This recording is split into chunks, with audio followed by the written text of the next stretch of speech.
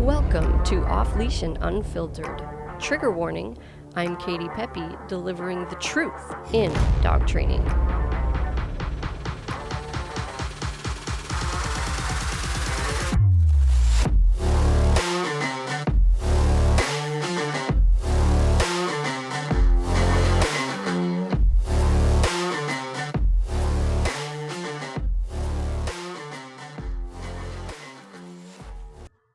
Hey everybody, welcome back to another episode of Off Leash and Unfiltered. I'm Katie Pepe, owner of Diamond Canine Dog Training here in Bedford, Maine.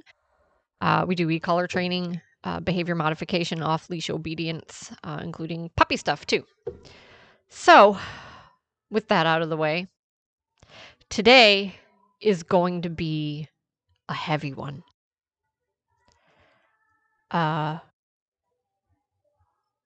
This one really strikes a nerve with me, and actually I've done a couple of episodes recently that kind of focus on this same issue, but this one's a big deal because there were recent events in my own life impacting my own family, and we're going to talk about that today. So I've got some choice words about what happened, and I want to talk about the damage that the prevailing ideology on dogs and dog behavior is doing. Because boy, is it bad. It's just bad. So I recently did an episode on the rescue dog fallacy. And I talked about how, the stories behind the quote-unquote rescue dogs and where they came from and what their history is and what they've experienced and how they're feeling, how that really just doesn't help and it gets in people's way. And that's true, but it's more than that. It's more than that. It does real harm. People get hurt. Dogs die because of this. I also did an episode talking about how vets are not equipped to be giving training advice in most situations, and they give terrible advice. And both of those episodes tie into this one. So my husband and I, we talk a lot about this, of course, when we're going back and forth in the evening, talking about our day and the stuff we see and all that. And we kind of had a nice quote come out of one of our conversations one night. Compassion. Nothing says compassion like bloody kids and dead dogs. And it really stuck with me. And I say that now quite a bit because it's true. So by today's standards, what we call compassion is really just enabling or virtue signaling or both. But we tend to coddle dogs a lot and feel bad for them a lot. And, sometimes that's just kind of human nature and maybe a result of somebody's particular personality, right? They're kind of a softie. And sometimes it's worse than that. Sometimes it's virtue signaling. It's, look at me. I have a rescue dog. I saved this dog. Oh, my poor baby, right? The fur moms. And so it's important. The story is important to make them feel good, to make them look good. But it doesn't matter in the end because the result is the same. Like whether you want to consider this malevolent and malicious and evil or just stupid, right? Or weak. They're all bad. None of those are good. Okay? And people get hurt because of it. And I have a specific example. Right? And I could give you 1,000 because I hear the stories all the time. Right? I'm in the field. But this particular incident happened to my husband this week. So a couple days ago. And he goes into people's houses regularly. He's also a business owner. And his line of work requires him to go into people's homes. And of course, they often have dogs. So he meets a lot of dogs. He's very adept at reading and interacting with dogs. Obviously, he sees a lot of dogs at our house, so and a lot of dogs with problems. So that's good, and I think that that's been helpful to him along the way. But in this particular case, he had a house to go into where they have two dogs, both quote unquote rescue dogs. The owner is a veterinarian. You can see this. You can see this coming together already. And one of the dogs has behaved rather aggressively toward him. At least that was his perception, and I believe it to be accurate. Like I said, he's very adept with reading dogs most of the time. So he knew that there was a questionable dog in this house. And for that reason, he did not just walk into the house or even through the gate into the yard or onto the porch. So there was a small gate, not real tall, but you have to open the gate to walk up onto the porch to the front door. And he did not do that because he knows there's a questionable dog here. So he stayed on the other side of the gate. Despite that, he didn't see his customer anywhere around, so he yelled hello. And after he yelled hello, the dog came bolting through the open front door and over the gate and bit him in the face, removing his upper left lip. Let me say that again. Removing his upper left lip. Took a big chunk out of his face. He is missing facial tissue. He can't hold liquids in with his lips anymore. He's missing a lip. There's a hole in his face. Despite the fact that he didn't even go through the gate. Now, if this dog hadn't had the history that it did, and there genuinely was no sign that something like this could happen, one might feel compelled to say, wow, that's awful. That's really unlucky for both parties. Who would have ever thought? And maybe that's that. Maybe no one is at fault, right? Because you can't predict everything. Behavior is somewhat unpredictable.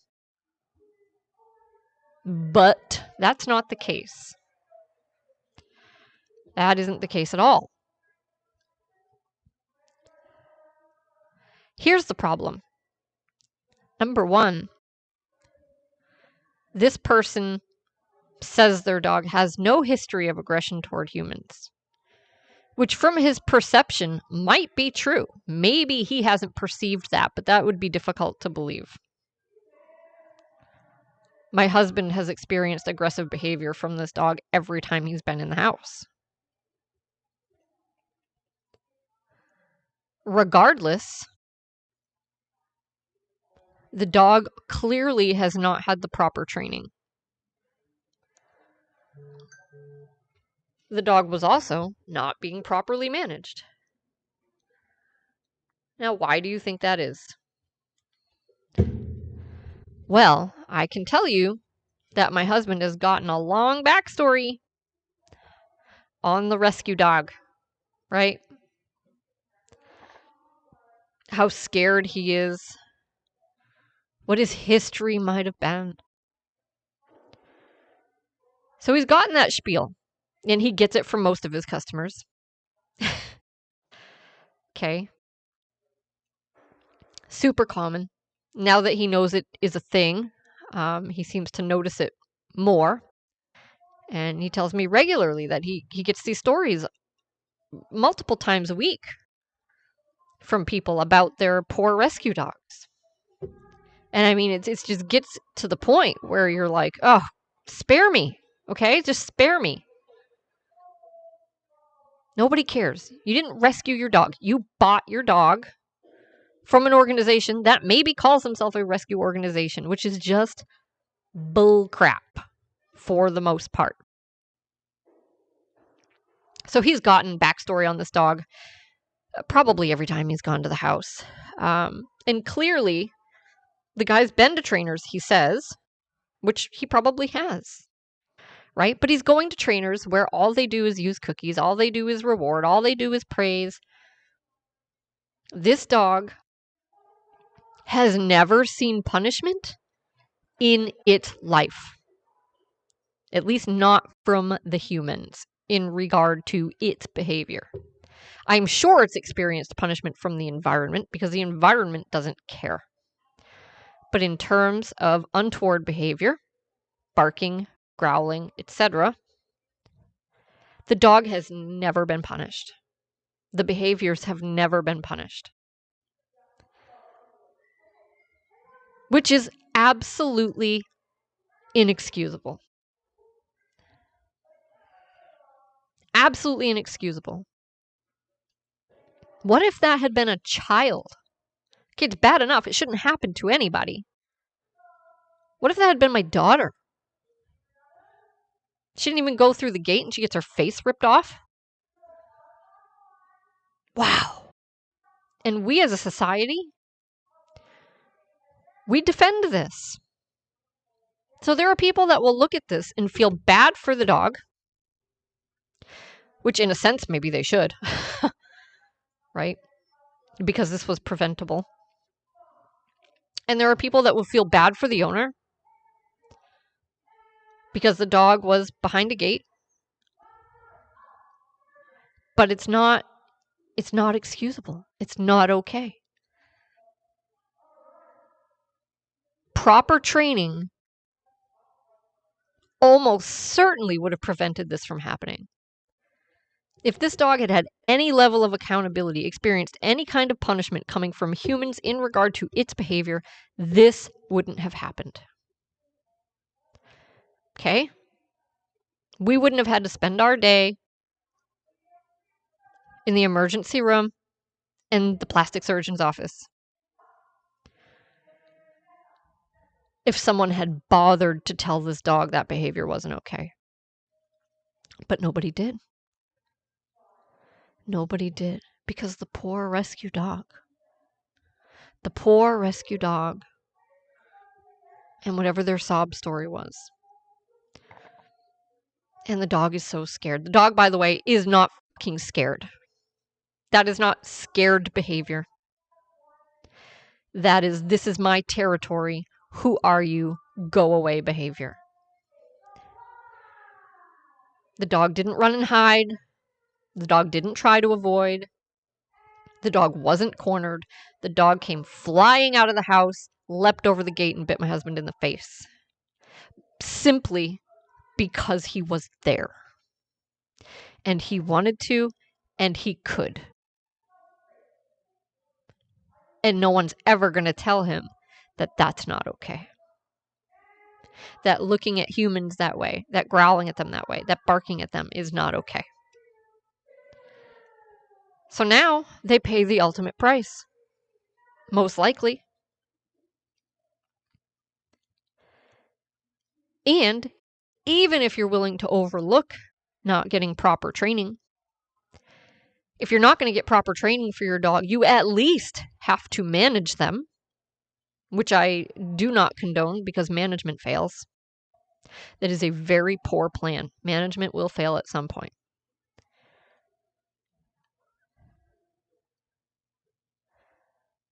So proper management would not be, well, I have an appointment with a service person today coming into my home, so I think I'll leave my front door open and give my dogs full access to the door and the porch and the yard with a 3-foot gate.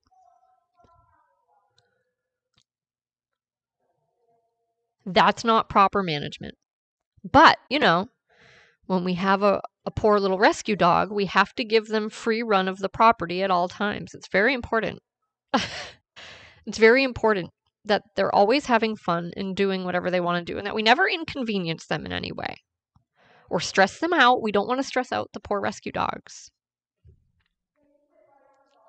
And so the price that this dog will pay may very well be with its life. And by the way, it should be. It should be. This was a completely unprovoked attack. It did serious damage. And frankly, if it had been a few inches lower, it could have been his throat. And where would we be now? Where would we be now if that was the case? By the grace of God, the dog tumbled back down onto the other side of the gate and kind of sauntered away. Once my husband was doubled over with blood gushing from his face. But if he had tumbled down onto the side of the gate he was on, who knows what would have happened? Who knows?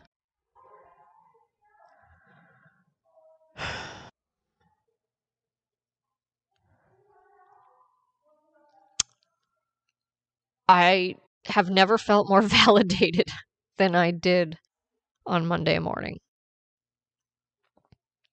Now, I would much rather that my husband had gotten to keep his whole face and didn't have to pay this kind of a price. But the exact thing that I am always talking about is 110% what caused this. 110%. My husband got his lip ripped off from his face when he was doing nothing wrong because of the rescue dog fallacy and because vets think they're authorities on training. Wrong and wrong.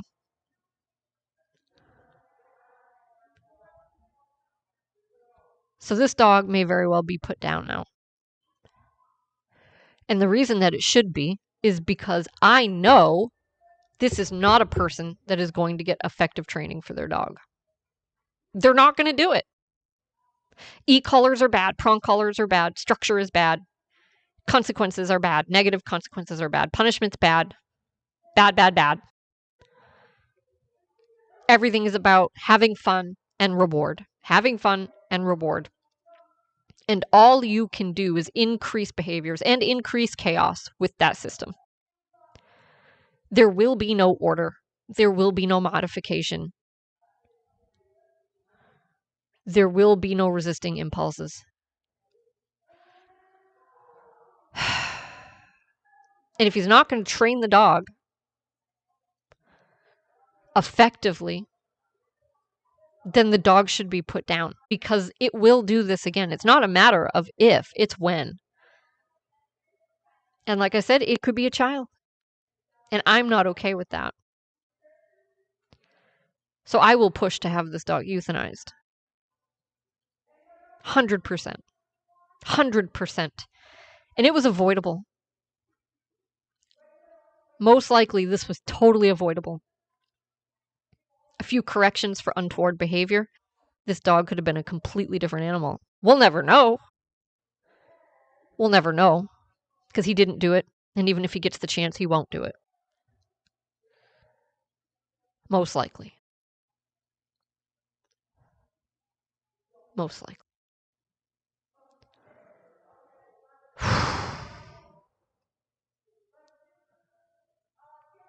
And then I have to think about the fact that this is a person who works in the dog field, right? They're a respected authority in the dog field. They are probably, and I don't know this for a fact, but it stands to reason if his philosophy on training is that we don't use punishment and we only use reward and we give the dogs freedom even when they haven't earned it, even when they are exhibiting untoward behavior and people are coming to the house. I mean, if you're going to do that, then that indicates that your philosophy on training is a bad one. And they have their clients asking them about training because their clients trust them. So what does he tell people? when they're coming into his office asking him what they should do because their dog is aggressive toward people or afraid of people or however they're going to put it. What does he tell them?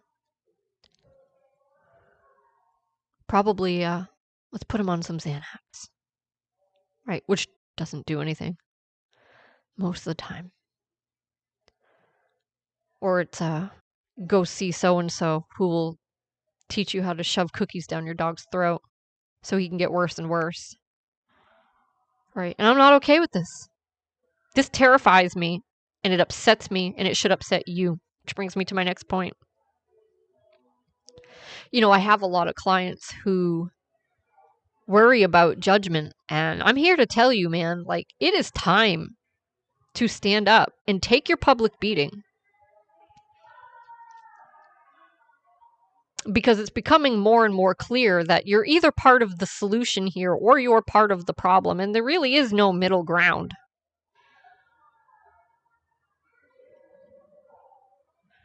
And you have to question if you really